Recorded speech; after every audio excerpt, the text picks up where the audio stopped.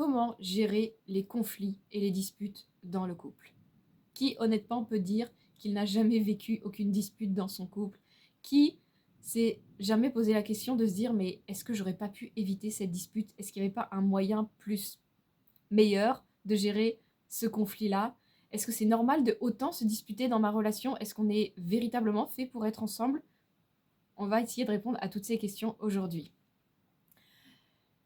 Je vais essayer de vous apporter non pas une méthode dans cette vidéo, ni un outil comme la communication non violente ou autre, ni l'outil qu'utilise je ne sais quel coach hyper connu. Non, là, je vais vous utiliser ma méthode, c'est-à-dire la façon dont moi je gère les conflits dans mon couple, sachant qu'on est ensemble depuis 11 ans et qu'on a véritablement construit un couple stable et durable basé sur la communication et sur la volonté de s'améliorer jour après jour. Alors, si vous ne connaissez pas, je suis Isaline Boutarin, je suis coach en relation et en guérison du féminin. Je vous accompagne en individuel et en groupe dans le programme Renaissance qui commence une fois par an, donc au mois d'octobre. En individuel, je peux vous accompagner à la séance ou aussi dans des programmes un peu plus sophistiqués sur 3 mois, voire plus ensuite si vous voulez continuer l'aventure avec moi. Donc, parlons des conflits.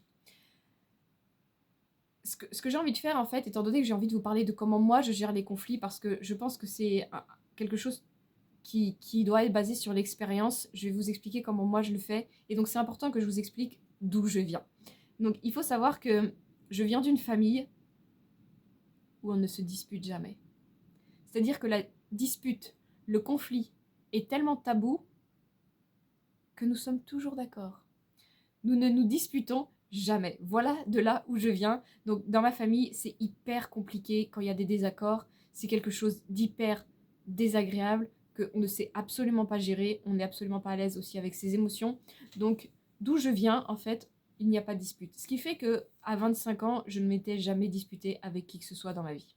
C'est à peu près ça ma vie. Et donc, j'arrivais toujours à trouver un terrain d'entente avec l'autre personne, ce qui fait que j'avais pas de problème comme ça dans ma vie. Et ça, c'était avant de rencontrer mon partenaire avec qui je suis actuellement. Je l'ai rencontré en 2014 et aujourd'hui, on est parents de 3 enfants. Mais quand on s'est rencontrés, on était juste 2 paumés de la vie qui ont essayé d'apprendre à créer une relation saine. Et on a beaucoup travaillé sur nous. Et au début de la relation, en fait, il y a véritablement eu 3 piliers dans notre relation par rapport à la gestion des conflits. Et donc, je vais vous détailler ces 3 piliers-là pour que vous compreniez en fait que j'ai vécu toutes les situations possibles par rapport à la gestion des conflits, en commençant avec l'environnement dans lequel je suis née où il y avait 0 conflit. Ensuite, je suis arrivée avec mon partenaire en fait où au début de la relation, en fait, ce qui m'a plu avec lui, c'est que lui ne cherchait pas à fuir les conflits. Au contraire, pas il allait en provoquer, non, mais il voulait toujours connaître mon avis. Il voulait discuter, il voulait savoir ce que j'en pensais.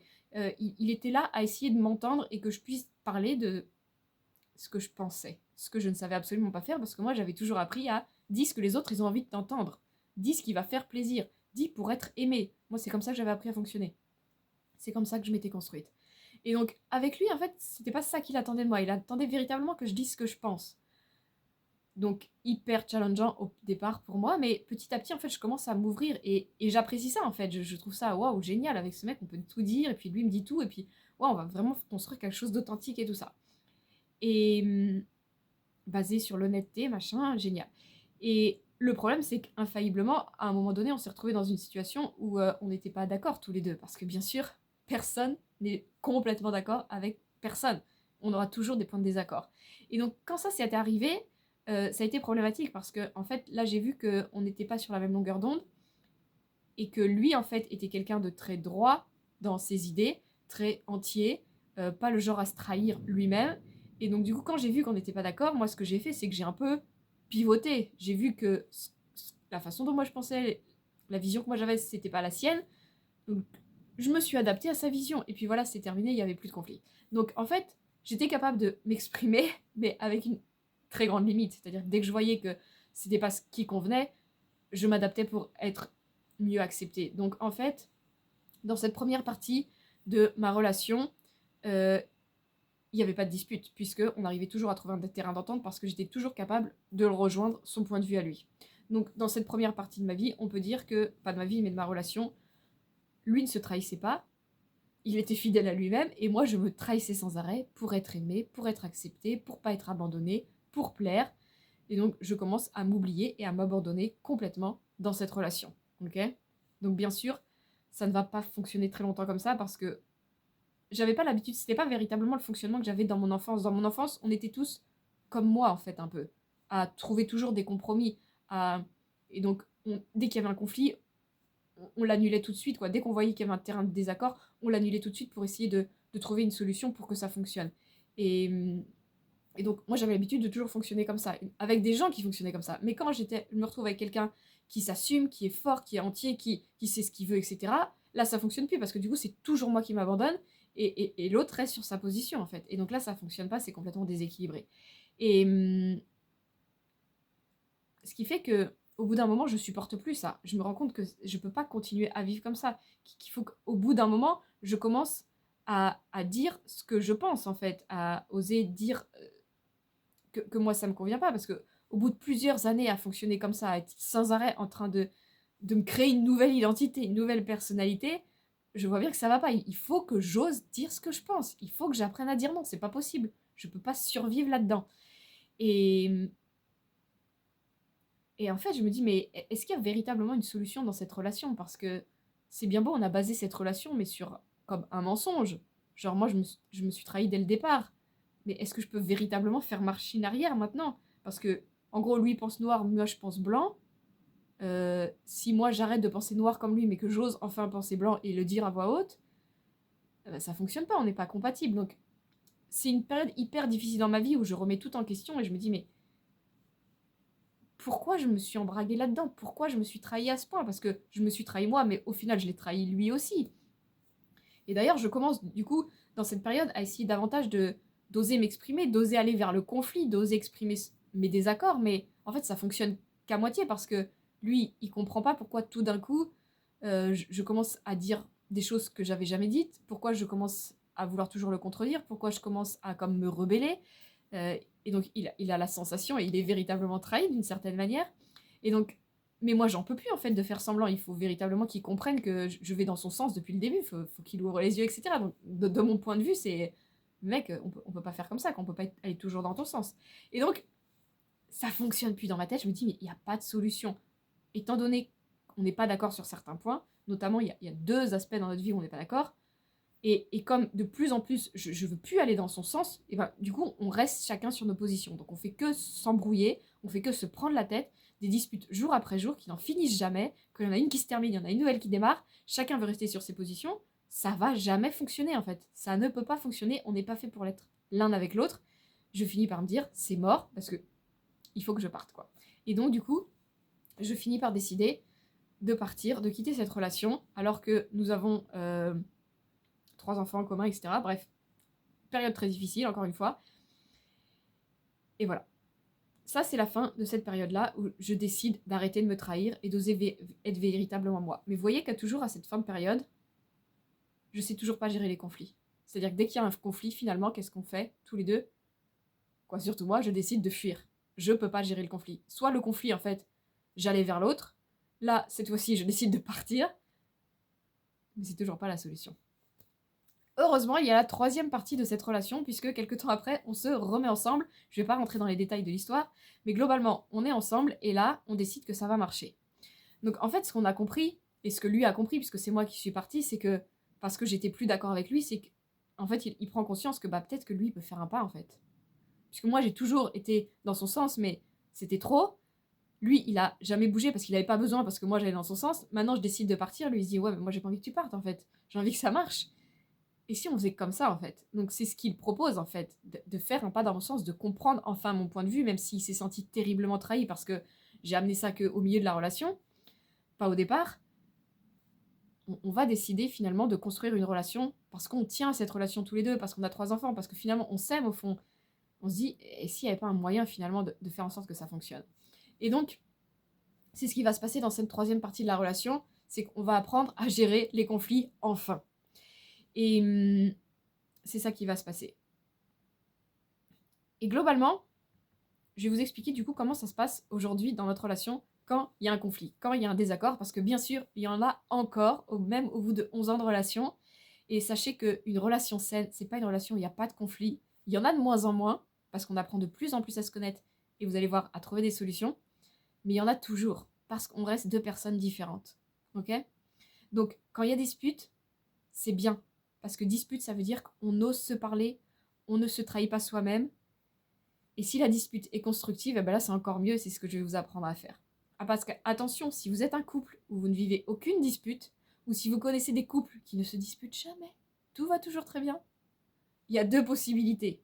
C'est soit, comme que je vous ai déjà expliqué tout à l'heure, c'est soit les deux s'effacent complètement, ne fuient toujours les conflits, donc dès qu'il y a un conflit, il n'y a plus personne, on repart, on fait machine arrière, oh d'accord, d'accord, d'accord. Ou soit il y en a un qui s'oublie sans arrêt, et puis l'autre impose tout, et l'autre s'oublie. Mais c'est pas ça une relation de couple, on est d'accord. Donc, on est capable de se dire les choses. Et il y a deux façons de gérer les conflits. Il y a deux types de conflits différents. J'ai eu envie de les nuancer parce qu'il y a des conflits qui sont assez faciles à gérer parce que c'est un sujet sur lequel on est un peu détaché. C'est pas quelque chose qui est relié en fait à une blessure ou un trauma. Et puis il y a les conflits qui vont se réveiller parce que ça vient réveiller un trauma ou une blessure. Et alors là, c'est un peu plus touchy et c'est ce qu'on verra dans la deuxième partie. Première partie, les petits conflits comme ça qui arrivent au quotidien où on n'est pas d'accord, comment on va trouver un terrain d'entente? Alors ce qui se passe en fait, c'est que quand on commence à communiquer puis qu'on se rend compte que on va pas être d'accord là, ça peut assez rapidement monter dans les tours en fonction des couples, mais rapidement on va comme se prendre le chou, on va dire attends, en fait on est juste pas d'accord.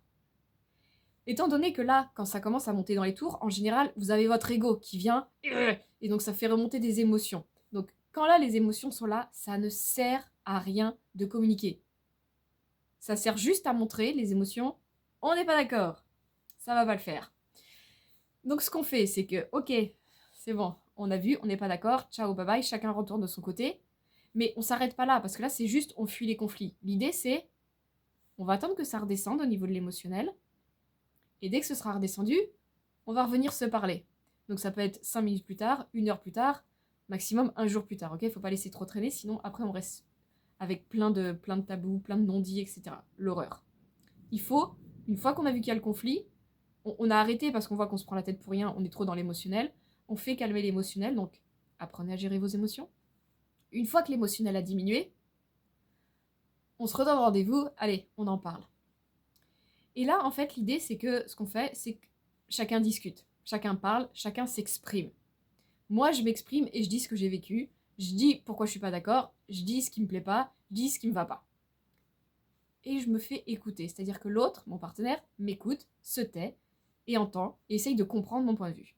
Et après, on fait l'inverse. Lui s'exprime, il dit bah moi ce que j'ai vécu c'est que tatatata, je pense que nanani et tatati, blablabla. Et il parle, il parle, il parle. Je l'écoute, j'essaye le maximum de me taire. Ça a été le plus gros challenge dans la gestion des conflits, c'est qu'il fallait que j'apprenne à me taire et arrêter de le couper sans arrêt en estimant qu'il avait rien compris, que j'avais raison, que j'ai une solution, que tatati, que tatata. Non, j'apprends à me taire, je l'écoute. Et j'essaye de me mettre dans sa peau. C'est-à-dire que j'essaye pas de me dire, mais il a rien compris en fait. Non, je me dis, et si j'étais à sa place? Ah ok, je comprends ton point de vue. Ah ok, en fait, de ton point de vue, ça se passe comme ça. D'accord. Vous voyez, dans cet état d'esprit-là. Une fois qu'on a compris chacun, parce que maintenant on a appris à s'ouvrir à l'autre, qu'on a été capable de s'exprimer et d'exprimer la vérité, ok? On fait pas genre on joue un rôle, on exprime notre vérité profonde. Là après, il n'y aura qu'une seule étape qui reste. Parce qu'il ne faut pas s'arrêter là. Il y a des couples qui s'arrêtent là. C'est-à-dire, après l'autre, et puis on arrête là. Ouais, mais en fait, dans 2 semaines, tu vas recommencer la même chose. Il faut après trouver une solution. On a un problème là. Il faut une solution. C'est pas on reste sur le problème et on laisse ouvert le problème. Non, il faut trouver une solution. Donc, une fois qu'on a un problème qui a été ouvert, parce qu'on voit bien qu'il y en a un qui pense comme ça, il y en a un qui pense comme ça, on est capable d'avoir compris les deux parce qu'on a vraiment écouté l'autre. Quelle est la solution? Et donc là, on cherche la solution à deux. Comment on pourrait faire que la prochaine fois, ça ne se reproduise pas? Qu'on trouve un terrain d'entente. Et c'est ça qui se passe. C'est qu'à chaque fois, on trouve un terrain d'entente. Parce qu'on est ouvert à l'autre. Parce qu'on a véritablement compris les besoins de l'autre. Et donc, on va être capable d'y répondre et de trouver une solution qui va convenir aux deux, en fait. Des fois, on trouve la solution pendant l'échange, là, pendant qu'on est en train de discuter. Ou des fois, on se dit, bon, on va réfléchir. Pour l'instant, on n'a pas la solution, mais elle va arriver. Et 1 jour, 2 jours plus tard, Pour des très gros sujets existentiels, ça peut mettre des semaines à arriver, mais il y a toujours une solution qui arrive. Et en tout cas, on reste ouvert là-dessus. On arrête de se prendre la tête, on a très bien compris les besoins de l'autre, on a très bien compris notre point de vue à nous, et donc juste, on attend que la solution arrive. Des fois, c'est notre intuition qui va nous amener la solution comme ça, des fois, c'est en parlant avec quelqu'un, des fois, c'est... Vous voyez? Mais il y a toujours une solution qui arrive, et alors, on met en place la solution. Ce qui fait que le problème ne peut plus jamais se reproduire parce qu'on a trouvé une solution, et on s'engage dans cette solution. Et donc c'est là où on construit un couple solide, où on solidifie le couple, où on le rend plus fort, où on a encore plus confiance en l'autre, où on peut encore plus partager avec l'autre, parce qu'on se connaît encore mieux. Vous voyez? C'est ça véritablement l'intimité avec un partenaire. C'est qu'on est capable d'exprimer quelque chose qui est complètement différent de son point de vue et trouver une solution ensemble. Deuxième possibilité. On vient toucher une corde sensible. C'est-à-dire qu'on vient appuyer sur une blessure qui fait archi mal. Et j'avais envie du coup de vous donner un exemple, qui n'est pas un exemple personnel, mais ça va être un exemple qui va vous expliquer ça peut être quoi un trauma ou une blessure que à chaque fois qu'on tape là-dedans, ça y est, ça déclenche. Soit l'un, soit l'autre. Donc là, dans mon exemple, c'est l'histoire de la jalousie. Donc imaginons que la femme est très jalouse et à chaque fois qu'il y a des femmes qui tournent autour de son mari, à chaque fois qu'il y a des jolies femmes ou des femmes qui le regardent un peu trop intensément ou que lui mate une femme sans faire exprès, elle devient ouf. Et lui a conscience de ça, qu'elle est jalouse et que c'est excessif. Elle a conscience qu'elle est jalouse et que c'est excessif, mais c'est comme elle travaille là-dessus, mais c'est encore présent en elle. Et donc, lui essaye de faire attention, de pas trop la provoquer, de faire attention à sa relation avec les femmes, etc. Elle essaye de se contenir, essaye de travailler sur ça, mais c'est encore là. Vous voyez la situation? J'ai une blessure, ou votre partenaire a une blessure, et c'est encore là, vous y travaillez, mais c'est encore là. L'autre a conscience de cette blessure et fait tout pour vous soutenir là-dedans. Vous voyez? On est dans ce contexte-là. C'est-à-dire que je ne prends pas un contexte où je sais que l'autre a une blessure et moi, je sais très bien qu'il est jaloux et moi, je vais le provoquer en allant draguer d'autres mecs. Vous voyez? Non. Si vous êtes déjà dans cette optique-là, c'est-à-dire que vous ne soutenez pas l'autre dans ses blessures, vous venez appuyer là où ça fait mal, bah déjà faites ça. Essayez pas de déjà apprendre à gérer des conflits, juste apprenez à avoir conscience des blessures de l'autre et pas appuyer là où ça fait mal parce que vous allez juste créer des conflits pour rien. Ok? Mais bon, toujours est-il qu'il y a quand même cette blessure qui est là, et des fois ça va quand même, malgré tout, amener des conflits, même si l'autre essaye de faire attention. Donc, imaginons que dans ma situation où on a une femme jalouse, les deux vont au restaurant, et la serveuse est super sexy. Et elle regarde le mari, avec des yeux très charmeurs, et la femme a direct remarqué tout ça, et elle devient jalouse, parce qu'elle voit que la serveuse regarde plus son mari que elle, et elle se sent comme invisible, transparente, elle dit ouh, j'existe. Puis elle voit que son mari la regarde, et puis elle commence à se faire des films. Putain, ils se sont déjà vus. Putain, c'est quoi cette connerie? Et voyez, le truc qui monte. Et donc, le restaurant se passe, elle est un peu vénère dans sa tête, mais elle essaye de se contenir. Le mari voit que sa femme est vénère, mais il essaye de faire en sorte que ça passe, il essaye de quand même rester poli avec la serveuse, et puis il essaye d'être gentil avec sa femme, mais bon, ça y est, c'est parti, quoi. Le truc a été déclenché. Et donc, quand ils vont être dans la voiture, ça va un peu exploser, quoi. La femme va enfin dire « Putain, fais chier, c'est quoi ce truc-là ?» Et puis là, on me dit « Putain, mais pourquoi t'es comme ça, quoi? J'ai essayé de faire attention, hein. » Et voilà, il y a un petit conflit qui démarre, qui peut être plus ou moins gros. Comment on gère ce conflit? En fait, il faut comprendre qu'il y a la blessure, en fait. C'est ça qui fait que la réaction de la femme va être irrationnelle. C'est pas rationnel, c'est pas cohérent. On ne peut pas l'expliquer mentalement. Ça vient toucher sur une blessure, ok? Et peu importe c'est quoi la blessure, là j'ai pris l'exemple de la jalousie, mais ça peut être n'importe quoi d'autre. Ce que a à faire l'homme dans ce cas-là, ou si c'était la femme, c'est rassurer son partenaire. C'est-à-dire pas dire « Putain, tu fais chier d'être jalouse, tu me saoules, et partir dans les tours, parce que là on va augmenter le conflit. L'idée c'est de baisser la tension, donc d'être présent pour la personne, ok? D'être là avec elle.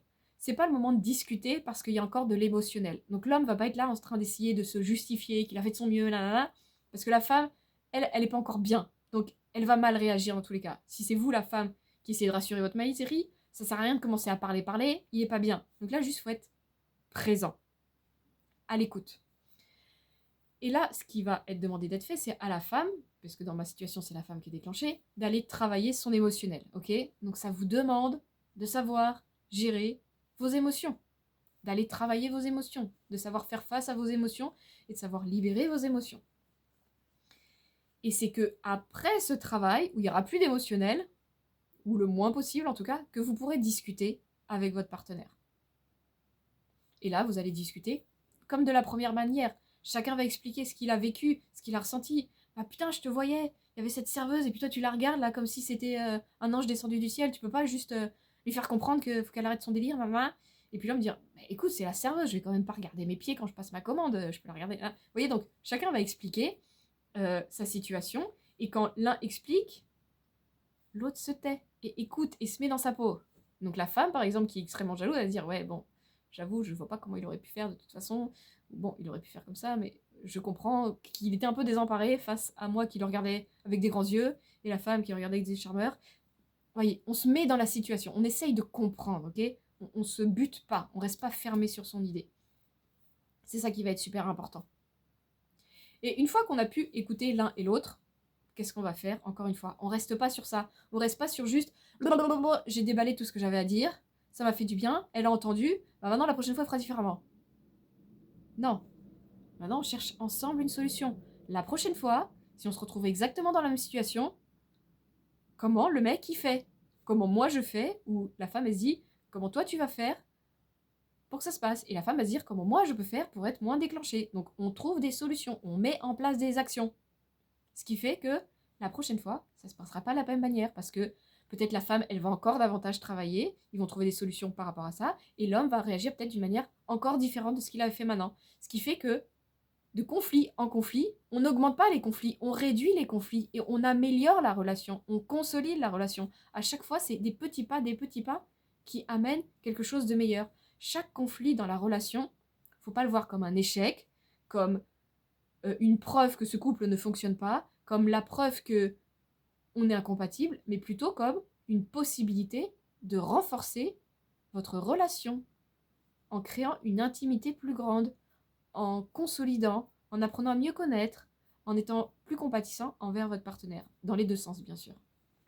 Donc voilà comment moi personnellement, aujourd'hui, je vis et je gère les conflits avec mon partenaire.